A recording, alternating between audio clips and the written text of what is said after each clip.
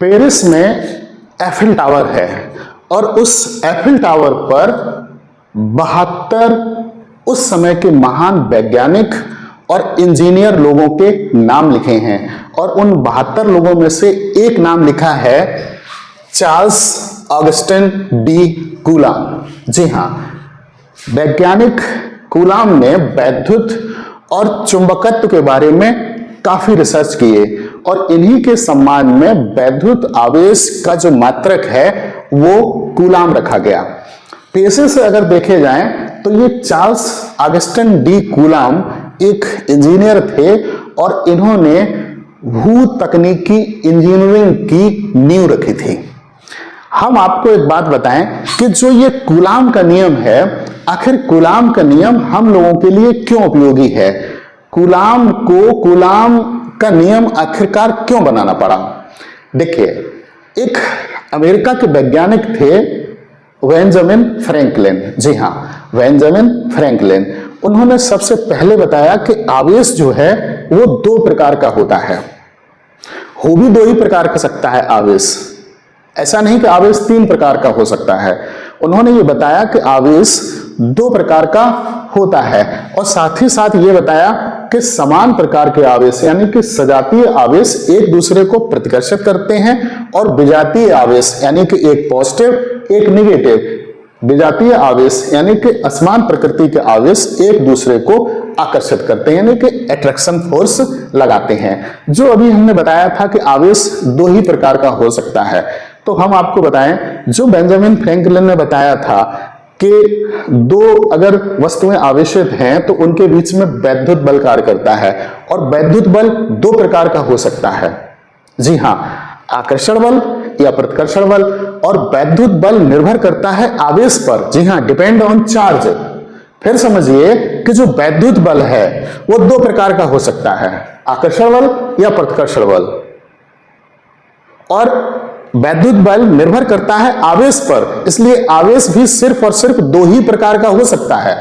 तो उन्होंने नाम रखा था धनावेश और ऋण आवेश। तो यह बात बिल्कुल क्लियर थी कि समान आवेश है तो प्रतिकर्षण बल लगेगा, विपरीत प्रकृति का आवेश है तो आकर्षण बल लगेगा। ये दोनों ही वैद्युत बल हैं। लेकिन बात यह थी कि ये जो वैद्युत बल है, चाहे वो आकर्षण बल हो चाहे प्रतिकर्षण बल हो, कितना लगेगा, हाउ मेनी। अगर 2 वस्तुएं एक जैसी आवेशित हैं तो वो जो वैद्युत बल लगेगा वो प्रतिकर्षण बल लगेगा, लेकिन कितना लगेगा।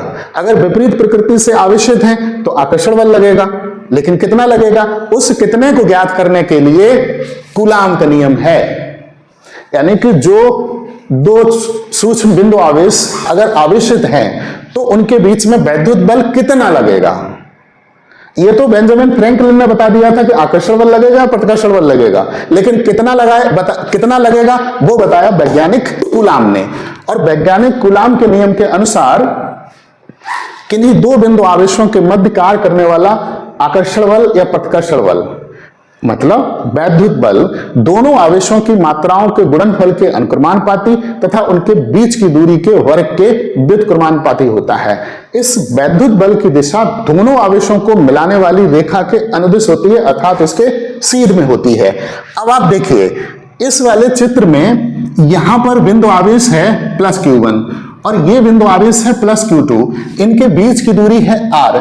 चूंकि आवेश समान प्रकृति का है, ये भी पॉजिटिव है ये भी पॉजिटिव है, तो इनके बीच में जो वैद्युत बल लगेगा वो प्रतिकर्षण बल होगा।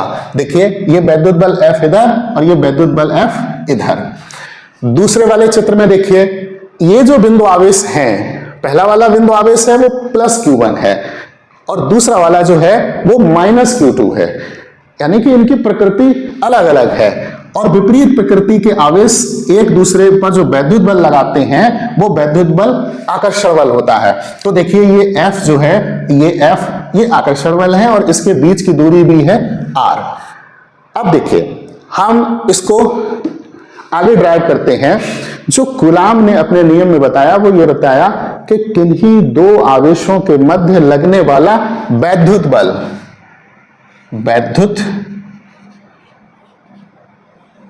बल F, 2 आवेशों के मध्य लगने वाला वैद्युत बल उन आवेशों की मात्राओं के गुणनफल के अनुक्रमानुपाती, यानी कि F प्रोपोर्शनल Q1 Q2।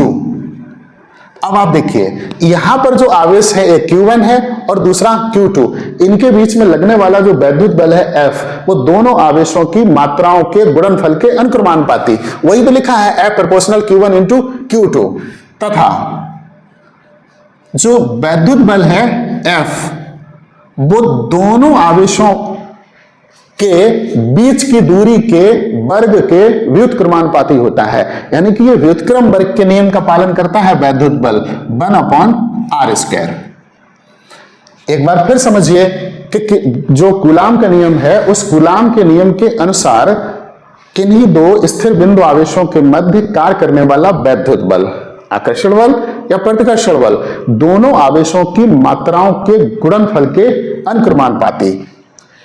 वैद्युत बल F प्रोपोर्शनल Q1 Q2, यानी कि दोनों आवेशों की मात्राओं के गुणनफल के अनुक्रमानुपाती, तथा जो वैद्युत बल है F, दोनों आवेशों के बीच की दूरी के वर्ग के व्युत्क्रमानुपाती होता है। इनको इस तरीके से लिख सकते हैं, अथवा F प्रोपोर्शनल, इनको इकट्ठा किए दे रहे Q1 Q2 अपॉन r², या जो वैद्युत बल है F, इसको हम इस तरीके से लिख सकते हैं small k Q1 Q2 upon r²। यहां पर k जो है एक अनुक्रमानुपाती नियतांक है। अच्छा एक बात बताइए, ईमानदारी से बताइएगा, जब आप इसको देखते हैं तो आपको किसी नियम की याद नहीं आती? न्यूटन के गुरुत्वाकर्षण के नियम को जरा देखो, F = G m1 m2 upon r²। ऐसा तो नहीं कि कूलाम ने न्यूटन के गुरुत्वाकर्षण के नियम से ही यह प्रेरणा ली थी। यही नहीं, आगे आप देखिए इस वाले चैप्टर में गुरुत्वीय क्षेत्र की तीव्रता है, यहां वैद्युत क्षेत्र की तीव्रता है, वहां गुरुत्वीय विभव है, यहां वैद्युत विभव है, वहां मतलब जो वहां है वही सब कुछ यहां है। मैं ये बिल्कुल नहीं कह रहा हूं कि इन्होंने इनकी नकल टिपी थी, लेकिन मुझे ऐसा लगता है कि ये काफी मिलते जुलते हैं। इसको हटा देते हैं। अब देखिए यहां जो k है F = K Q1 Q2 upon r², वो एक अनुक्रमानुपाती नियतांक है जो दोनों आवेशों के बीच के माध्यम पर, दोनों आवेशों के बीच की दूरी पर आवेशों के मात्रक पर निर्भर करता है। यदि दोनों आवेशों के बीच का जो माध्यम है उसमें वायु अथवा निर्वात भरा हो, तो स्मॉल k को हम लिख लेते हैं 9.0 × 10⁹, यानी कि जो वैद्युत बल है, वैद्युत बल F = हो जाएगा 9.0 × 10⁹ Q1 Q2 अपॉन r²। ये तब हो जाता है, और मात्रक न्यूटन, ये तब हो जाता है जब दोनों बिंदु आवेशों के बीच में वायु हो या फिर वैक्यूम हो। एक बात और बताएं, जब दोनों आवेशों के बीच Q1 और Q2 के बीच में वायु अथवा निर्वात है, तो ये जो स्मॉल k है इसकी जगह 1/4πε0 भी लिख लेते हैं, यानी कि F = 1/4πε0 Q1 Q2 upon r², Newton. यहां पर एक चीज नई आ गई, और जो नई चीज है वो है ε0। इसको बोलते हैं एप्साइलन 0, ε0 भी बोल देते हैं। इसकी जो वैल्यू होती है ε0 = 8.85 × 10⁻⁻12 कूलाम² बटे न्यूटन मीटर स्क्वायर। ε0 को वायु अथवा निर्वात की वैद्युतशीलता बोलते हैं। जी हां, वायु अथवा निर्वात की वैद्युतशीलता, यानी कि परमिटिविटी ऑफ वैक्यूम। अब आप एक बात देखिए, ऐसा भी हो सकता है कि दोनों जो ये बिंदु आवेश हैं Q1 और Q2 इनके बीच में वायु अथवा निर्वात न हो सकता है कि दोनों आवेशों के बीच की इस दूरी में कोई कुचालक पदार्थ भरा हो, जिसे हम परावैद्युत बोलते हैं। कुचालक पदार्थ जैसे तेल, कांच, मोम, अभ्रक, इस तरीके का कोई पदार्थ भरा है, तब इनके बीच में जो लगने वाला वैद्युत बल होगा, वैद्युत बल F equal to 1/4 pi epsilon 0 K Q1 Q2 upon R square newton. तब ये स्थिति हो जाती है इस सूत्र की। अब यहां पर जो K है वो दोनों बिंदु आवेशों के बीच में भरे परावैद्युत पदार्थ का परावैद्युतांक है, इसको बोलते हैं परावैद्युतांक। अब जो K की जो वैल्यू होती है वो धातुओं के लिए सबसे अधिक होती है। धातु के लिए K बराबर होता है अनंत, और वायु अथवा निर्वात के लिए